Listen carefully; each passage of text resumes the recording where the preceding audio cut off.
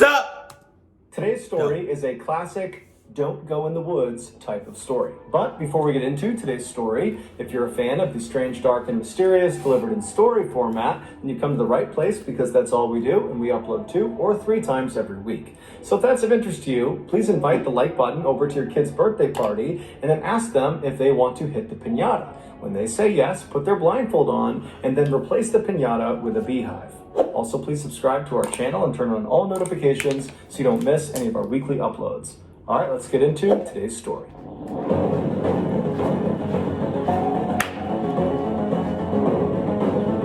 Dice roll. Dice mother clucking roll. Located in the far northwestern section of Canada is the aptly named Northwest Territories. It is a massive swath of land that virtually nobody lives inside of. To make that point crystal clear, consider the following. The country of Germany has a population of 83 million people, give or take. The Northwest Territories is 4 times as large as Germany, but only has a population of about 50,000 people. In addition to being this huge and mostly unoccupied space, the Northwest Territories are almost completely wild. Think dense forests, huge mountains, massive rivers and lakes, and lots of really big animals. Even for highly experienced outdoors men and women, the Northwest Territories can be a truly hazardous place. And within this truly hazardous place, there is one part that is the most hazardous, and it's right in the middle of the Northwest Territories. And it's this 11,000 square mile stretch of just pure wilderness that's called the Nahanni Valley. In 1976, the Nahanni Valley was made into a national park. But don't let that fool you. This is not some family park that anybody can go to. There are no tourist accommodations, so there's no hotels, there's really nothing inside of it.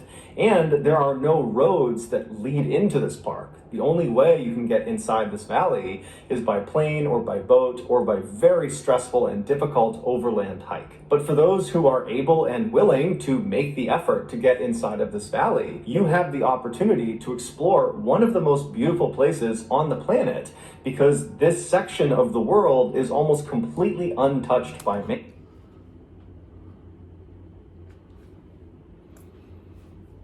One of the most beautiful sights in the world. Also, AKA, it's in the fine print, within the fine print, clucked. It is really nature at its purest form. However, there's a catch. This valley is said to be haunted. Over the last 10,000 years, the handful of native tribes that have attempted to settle inside of the Nahanni Valley have all either suddenly disappeared without a trace, like the Naha tribe, that literally overnight just was gone, leaving behind their shelters, their food, their supplies, just gone. No one knows what happened to them. Or the tribes have abruptly fled, claiming they were being terrorized or stalked by creatures lurking in the forest, like these white demons and these large wolves they called wahilas. Now, of course, this just sounds like folklore, and it might be that that's all it is, folklore. But starting in the early 1900s, some very strange things started happening in the Nahanni Valley that were not folklore. These things happened, and they were horrifying. These were horrifying, real events.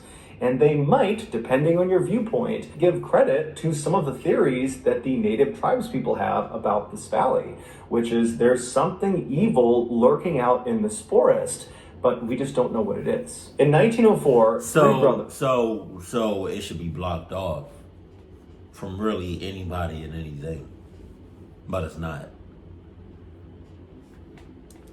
Willie Frank and Charlie McLeod, who all lived in the Northwest Territories, decided they wanted to go looking for gold in the Nahanni Valley. They figured because so few people had ever been inside of this valley that if there was gold to be found, then certainly it had not been found yet. And so after y'all don't put 2 and 2 together? Maybe there is a reason, but maybe there's a reason why people that either nobody goes to that specific part of the world, or very little people go. That's like you having a Chipotle right here and a Chipotle right here. This one is always busy, but this one gets little to no customers. And it might be the fact that right next to it, a couple of feet,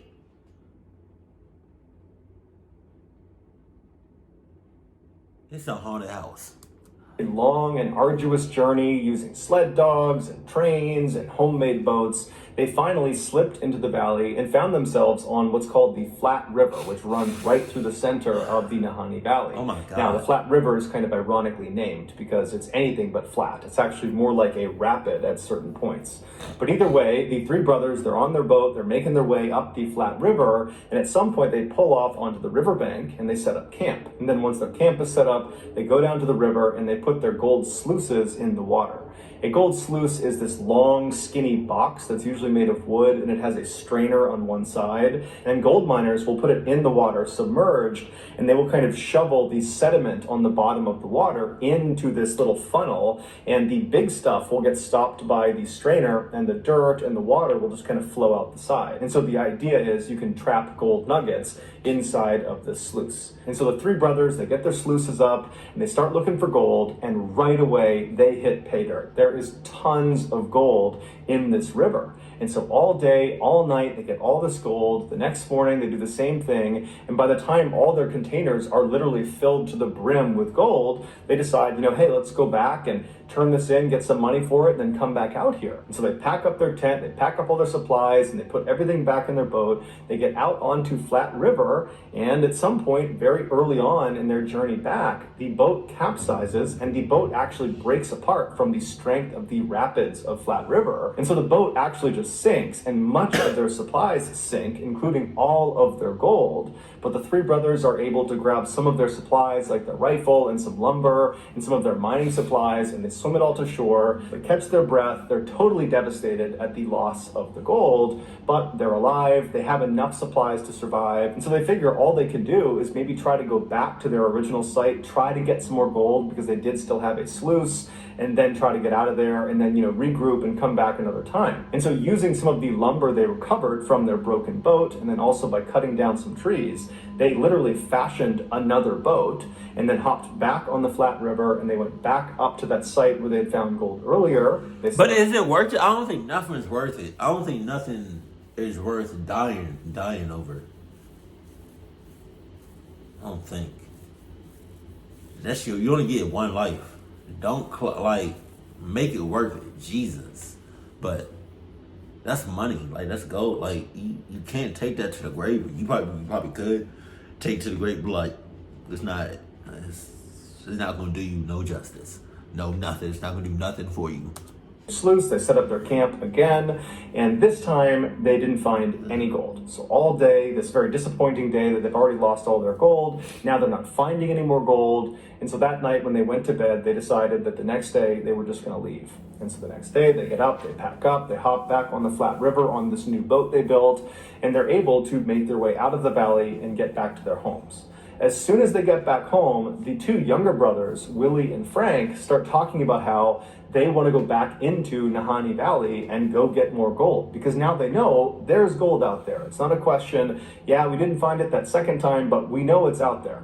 Charlie, the older brother, he wanted to get the gold, but he felt like, hey, that was a close call with the boat flipping over. I don't know if it's a good idea, so I'm actually not going to go. You guys can go, I'm going to stay. And so several months goes by, and Frank and Willie have been doing all this preparation for this additional trip into the valley. And finally, in 1905, they're ready. And so Willie, Frank, and a third man called Robert Weir, who was a friend of theirs, he was going to replace Charlie. The three of them, they make their way up into the valley. Now, they didn't tell anyone how long they were going to be gone for, and so when they didn't send any word and no one had heard from them in weeks, Charlie was actually not that concerned because he knew there was lots of gold to be had out in the Nahanni Valley, and so he figured they must have struck it rich, and now they decided to live out there long term, or at least maybe through the summer, or maybe the next... Got clucked up to the max and couldn't say nothing to nobody. Year, and so he wasn't concerned, and because he wasn't concerned, nobody else was concerned about these three men. And so weeks turned into months, turned into a year, and still no one's heard from these three men. No one's heard from Willie, Frank, or from Robert.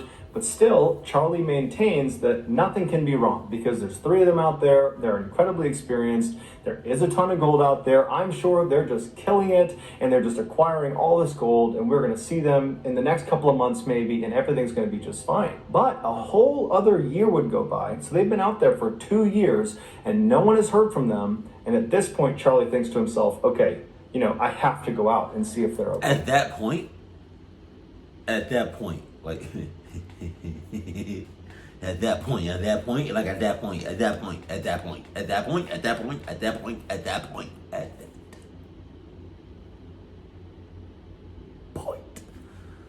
you decided to,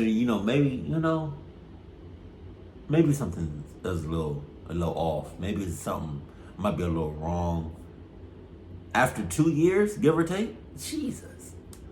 And so he rounds up 4 other people from his town and he mounts an expedition to head back into the Nahanni Valley to go find his 2 brothers and find Robert Weir. Charlie and his search party eventually, after yet another long and arduous journey, they get into Nahanni Valley and they get onto the Flat River. And so they start making their way upstream along Flat River. So it must have been a very treacherous journey getting through the rapids of this river. And the whole time they're scanning the left and the right side, hoping to see some sign of life. They're looking for any indication that these 3 men are out here and just fine, but they didn't see any sign of them. And so they finally made their way all the way up to the very end of Flat River, or I should say the very beginning of Flat River, where it breaks off from a much larger river called the South Nahanni River. And once they turned onto the South Nahanni River, they began going downstream. And again, they're looking on either side for any sign of these 3 men. There's no sign of them. And then the river they're on takes a very sharp turn. It's actually called the Big Bend, and it's about a 45-degree turn. And as soon as you make that turn, it dumps you into this 10-mile stretch of river called Second Canyon. Now, along South Nahanni River, which is about 350 miles long, there are these 4 canyons that the water passes through. And they're labeled 4th Canyon, 3rd Canyon, 2nd Canyon, and 1st Canyon. And these canyons are massive. These sheer cliffs on either side of the river shoot up to 3,000 feet above the water, and in some parts, the water is actually just as deep, thousands of feet deep. And Second Canyon is unique because the cliff faces are as sheer as you're going to get, and the cliff faces almost butt up exactly up against the water. So there's really very little shoreline on either side. So once you're in this 10-mile stretch, you're basically boxed in. You have thousands of feet of water below you. You have these massive cliffs on either side, and there's really nowhere to go. You need to get through this section of the river before you can effectively get onto the shoreline and take a break from being in your boat. And along these cliffs are these openings you see high up all over the cliffs on both sides that are openings to these massive cave systems inside of these thousands of feet tall cliffs. And because of how difficult it is to not only get to Nahanni Valley, but also to get up to these different cave openings, nobody's gone inside of them. We don't know what's inside of these caves, save for the few that are down low enough that people can explore. So as you're passing through Second Canyon, it's almost like you're being watched because there's all these openings, but you can't see into them, and you're just forced to go down this 10-mile stretch, and you can't really go anywhere, and whatever's watching you, it's watching you. As soon as Charlie and his search party entered into Second Canyon, it would have immediately gotten darker, because that's another part of being in Second Canyon. These huge cliff walls of this canyon obscure the sunlight, and so they would have entered into this canyon, it would have gotten darker, and it's very windy inside of Second Canyon. So the winds would have picked up, so it's dark. Very strange setting for them to be in, and they would have been looking on either side at these little strips of shoreline on either side, barely big enough for a boat to be. They would have been looking for any sign of life, but they didn't see anything. As they're making their way down this 10-mile stretch, as they're getting closer and closer to actually entering into First Canyon, which is the next canyon you would enter into, the sides of the river start to get slightly larger, where you could actually beach a boat. There's some trees, and on the left-hand side, right before exiting Second Canyon, they notice there is actually a tent perched within some trees. And so the search party naturally goes right over to the shoreline, they hop out, but as soon as they step foot on land and they have a clearer view of this tent and what's outside of it, they notice there is a body clearly lying on the ground outside of the tent. And so Charlie and the search party, they run over, and as soon as they're up close, they can tell this body is missing its head. And they see the clothes on this body are totally charred and burned, and whoever this was, they were reaching with their right arm when they died. And right outside of the reach of their right arm was a rifle that was propped up against a tree. And so they walk around this one body, and they go around towards the backside of the tent where the opening to this tent is, and they find another body, another very badly decomposed body, and it's positioned kind of halfway in the tent and halfway out of the tent. And there's a blanket kind of partially obscuring this person's body, and when they move the blanket, they see this body too is missing its head. So Charlie and the search party, they continue to search around the camp in hopes of finding the heads of these two people to try to figure out who they are. But they never find the heads. However, they do find some personal effects both in the pockets of these two bodies and then also inside the tent that would confirm these are Charlie's brothers. As for the third man that had been with them, Robert Weir, he was not at the campsite. And in fact, he would never actually be found officially. However, a little ways down the river, another partial skeleton would be found several months later that was attributed to Robert. However, that was not 100% confirmed to be Robert.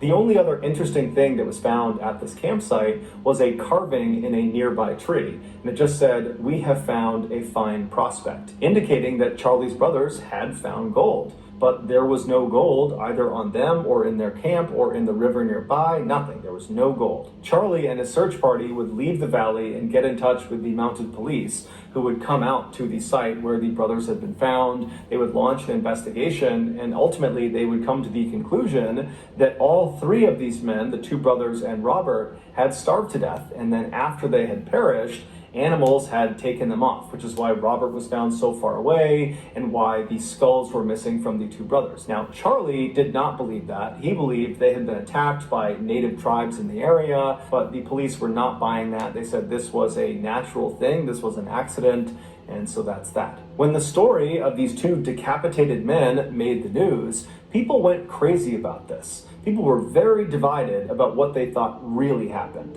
There was a percentage of people that believed that partial skeleton that was found, that was not Robert Weir. He had not died. He had murdered the two brothers, decapitated them, and then made off with their gold. The other percentage of people believed that all three men, the two brothers and Robert, had been attacked by a person, a group of people, an animal, a creature, something. There was some sort of attack. And that's why the two brothers were in those positions that indicated they had encountered something horrifying, with one brother reaching for the gun and the other appearing to have leapt from his bed before he ultimately died. But regardless of which side you fell on, pretty much everybody at the time who heard about the story became terrified of the Nahanni Valley. Specifically, they became terrified of that stretch in Second Canyon where the two brothers had been found. And so actually that stretch got renamed the Headless Valley, and from that point forward, that's all it was known as. And so even though there were obvious gold prospects in the Headless Valley and all along the South Nahanni River and the Flat River,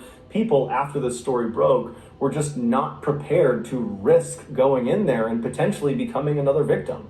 And so people kind of stayed away from Nahanni Valley. 8 years later, though, in 1913, a gold prospector named Martin Jorgensen decided, you know what, I'm not going to let some scary stories about some headless men and, ghosts and killers on the loose. I'm not going to let any of that get in the way of me taking gold out of Nahanni Valley. So, all on his own, Martin makes the arduous trek inside of Nahanni Valley. He makes his way up Flat River, and he finally finds a spot about 70 miles upstream of where Headless Valley was, and he actually built a one-room cabin because he was going to stay there through the winter, and then the plan was he would meet up with his partners the following summer.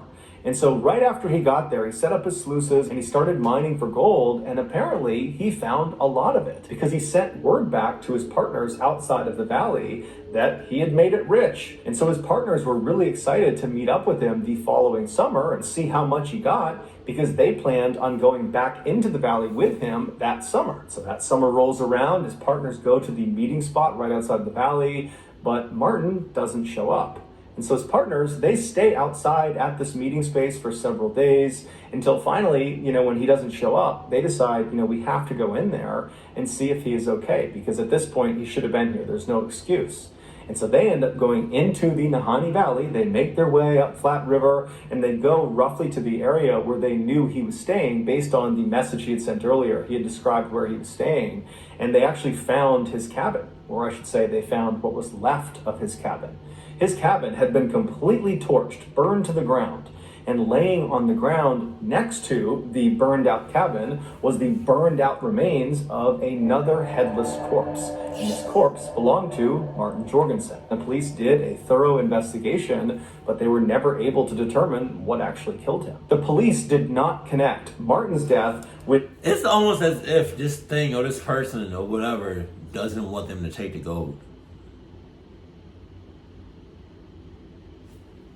The two McLeod brothers' deaths, even though they were all decapitated, they were in roughly the same area, and it happened within a few years of each other, and they looked very, very similar, even though that all was true. The police said, no, these are totally separate. Martin died for some reason, and then animals took parts of him away, and that's why his skull is missing. Martin's skull was never located, and the gold that Martin claimed to have struck it rich with was also not at the cabin, not on him. There was no gold anywhere in the vicinity. When Martin's death made the news, people went crazy, and despite the police assuring everyone that his death was not connected to the McLeod brothers' deaths, even though the police were saying that, the public didn't see it that way. It was just too easy to connect one decapitation with two other decapitations that have happened close together in a relatively short time frame, and so a lot of people assumed there must be a killer on the loose somewhere in Nahanni Valley. 7 years later, in 1921, the rumors of a killer on the loose were still alive and well when gold prospector John O'Brien and his partner decided, you know what, despite the rumors of this so-called killer or whatever's going on in the Nahanni Valley, let's go into the Nahanni Valley and try our hand. Let's try to get some gold.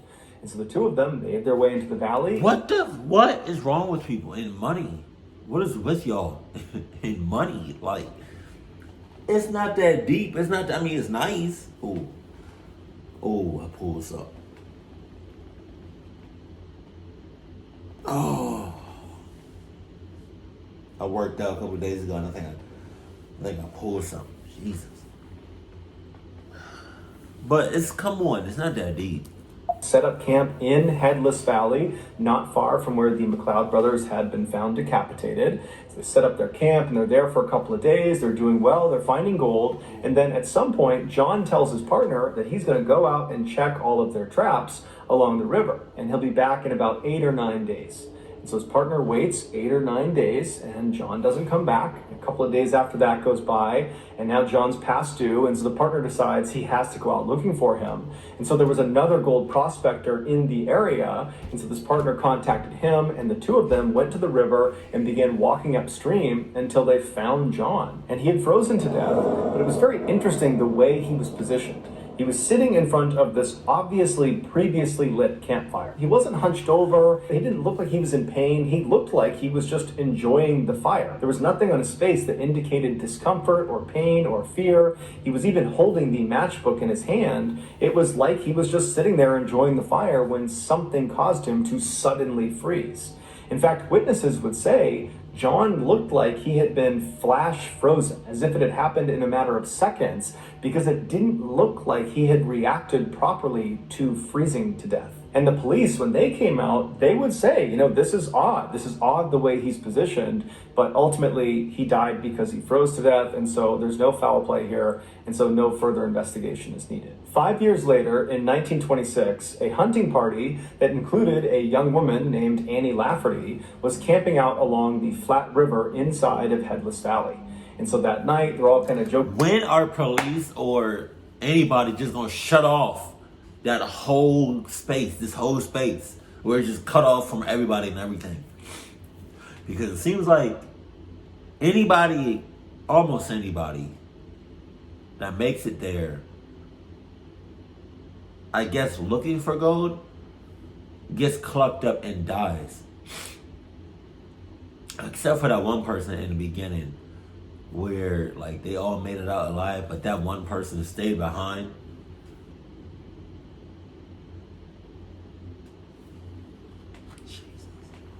Around the fire, and then at some point they decide to all go to sleep, and then the next day when everybody gets up, Annie is no longer in camp, and there's no sign of where she went. And so they begin by yelling out and walking around the immediate vicinity to see maybe if she stepped away for a minute, but Annie's just gone and no one knows where she went.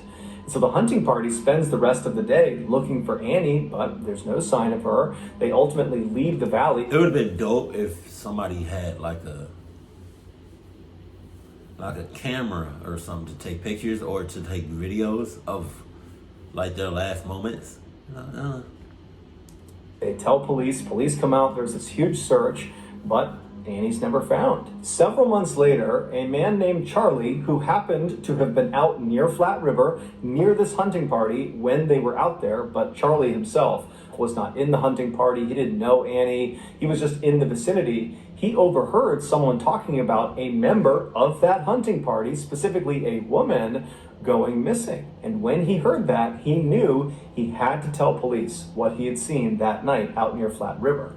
So he goes to police and he explains that that night when he knew there was this hunting party over there, he could hear them, he knew they were over there. He said at some point he went to bed and then he woke up when he heard the sound of rocks falling into the river in front of him. He was sleeping along the river's edge. So he sits up and he looks out across the river. It's totally dark, but there's some moonlight, and he's kind of looking around wondering what's causing the sound, but he can't see it, and then he hears it again, and you can tell it's off to his left. And these are not huge rocks. These are like medium to small size rocks, like rocks you could just pick up and throw. And so he's looking, and all of a sudden he sees, maybe a couple hundred yards away through some sparse trees, he sees a naked woman, a white naked woman, running on all fours up this mountainside. And as she's running up the mountainside, her feet and her hands are knocking little rocks into the river down below. She's right on the edge of this cliff. And as she's running up this hill, she stops and she turns, and he gets a good look at her face. And Charlie would say he was so taken aback by her face. It looked like she was possessed. There was something wrong with her face. And so Charlie instinctively ducked down and chose not to follow her, even though he knew anybody running naked anywhere in the wilds is doomed. But he felt like he could not go near this woman. There was something wrong with this woman. And so the police, they take this story down and they say, hey, this is what Annie looked like. And Charlie would say, I think that's her. I think that matches her description.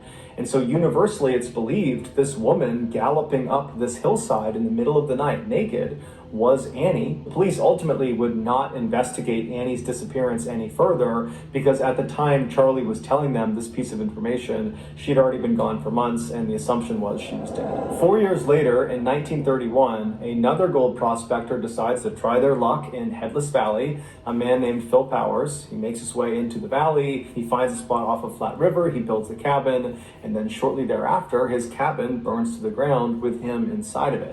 Now, his skeleton was intact, but the strange thing about his death is based on the origin of the fire, which would have been on the roof. He should have had an opportunity to climb out of the cabin before it burned down, giving rise to the theory that he was actually dead before the fire started.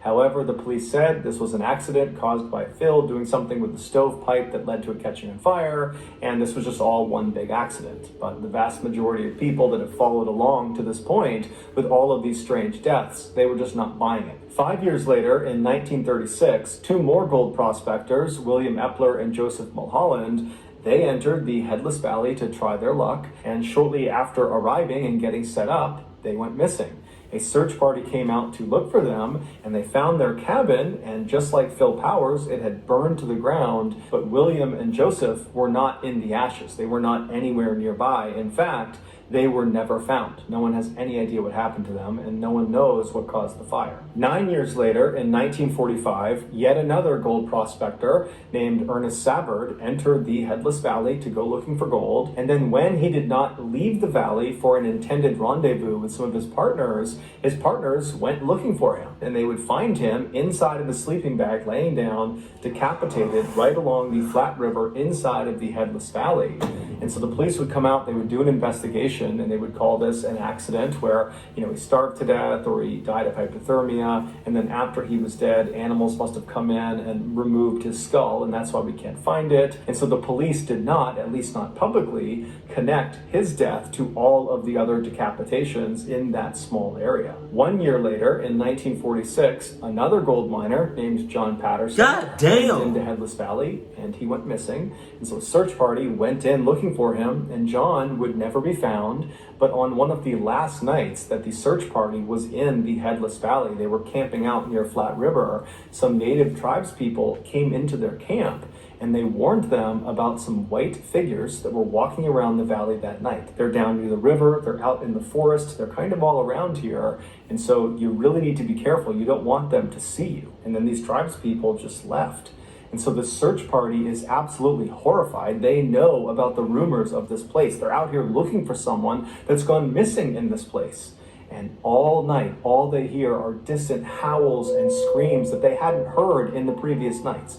They're hearing these wailing sounds coming from all around them, like these things that are out there were intentionally trying to scare them to get them to leave.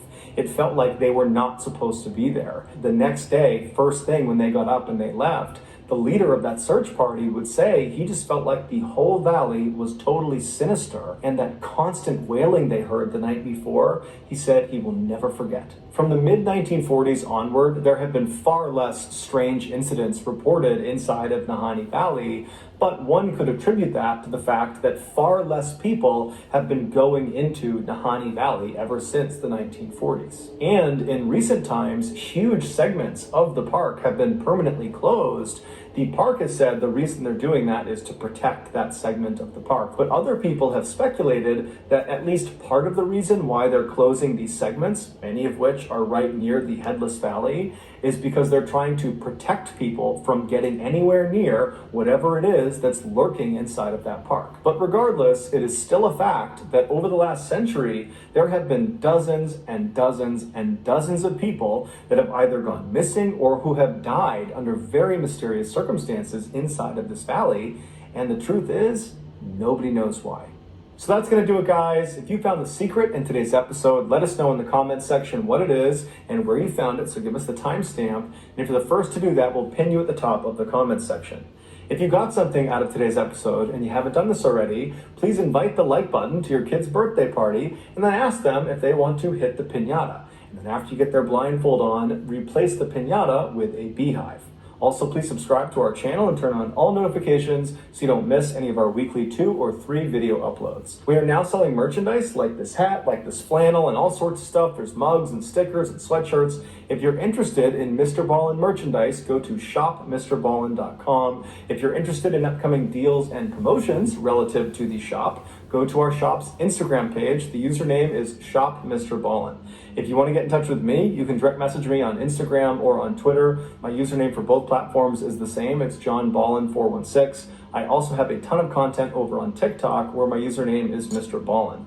We also have a second YouTube channel called MrBallen Shorts, where we post random short videos and lost episodes. If you have a story suggestion, please submit it to our subreddit just called MrBallen. It's linked in the description below. So whether I see you on Twitter, Instagram, TikTok, Reddit, YouTube, or some combination, just know that I really appreciate your support. And until next time, that's going to do it. See you. I'm pissed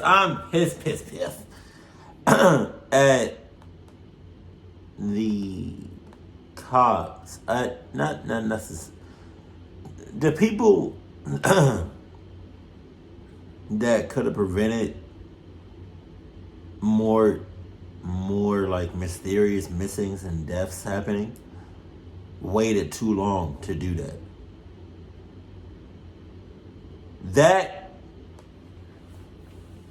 That and the fact that it's gold. You got all these people out here that was looking for gold, probably still are, and just end up either missing or dying over some goddamn money. It's Jesus. But why do they wait so long to close that shit off? Like he said, dozens and dozens and dozens of people have gone either missing or dead. And I don't know if, I mean, he said like some of it is blocked off, but I don't know if like all of it needs to be blocked off. It's clearly something either, I want to say paranormal going on, obviously. Because that's ridiculous. Some of that shit don't make sense. But keep it cold, keep it classy. And I love you, stay happy. My family.